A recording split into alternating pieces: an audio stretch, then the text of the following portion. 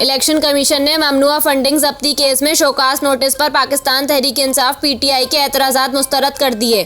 Chief election commissioner की सरबराही में 3 रुकनी commission ने महफूज फैसला सुना दिया। इलेक्शन कमीशन ने पीटीआई के एतराज़ात पर 20 दिसंबर को फैसला महफूज किया था। आज समात में चीफ इलेक्शन कमिश्नर ने पूछा कि इस्लामाबाद हाई कोर्ट में केस का क्या बना, हाई कोर्ट ने क्या फैसला दिया।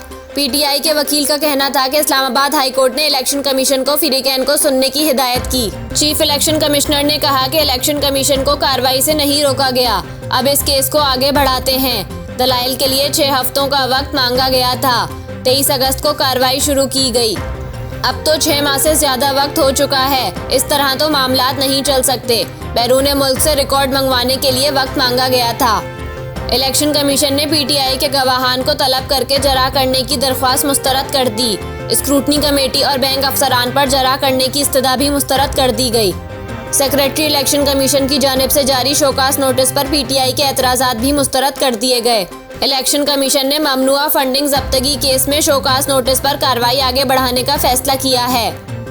पीटीआई ने दरख्वास्त की थी कि गवाहान पर जरा के लिए मौका दिया जाए। पीटीआई का मौकिफ था कि इलेक्शन कमीशन ने जब्ती की कार्रवाई शुरू की है। स्क्रूटनी कमेटी के सामने हमारे अकाउंटेंट को गवाहान पर जरा का मौका दिया जाए। पीटीआई की दरख्वास्त थी कि 2018 में अकबर एस बाबर ने इमरान खान समेत पीटीआई फाइनेंशियल बोर्ड मेंबरान पर जरा की दरख्वास्त की थी। पीटीआई ने अकबर एस बाबर की जानिब से जरा की दरख्वास्त की मुखालफत की थी। इलेक्शन कमीशन ने केस की समाअत 28 मार्च तक मुलतवी कर दी।